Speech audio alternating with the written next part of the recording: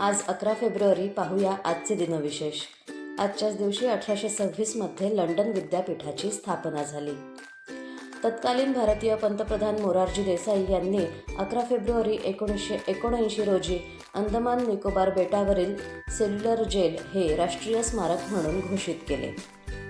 27 वर्षांच्या तुरुंगवासानंतर नेल्सन मंडेला यांची 11 फेब्रुवारी 1990 रोजी सुटका करण्यात आली.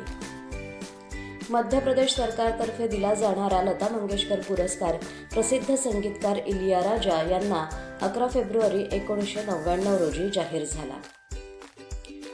छायाचित्रण कलेचा पाया घालणारे हेनरी फॉक्स टॅलबॉट यांचा 11 फेब्रुवारी 1800 रोजी जन्म झाला. विजेच्या दिव्याचा शोध लावणारे अमेरिकन संशोधक आणि उद्योजक थॉमस अल्वा एडिसन यांचा 11 फेब्रुवारी 1847 रोजी जन्म झाला.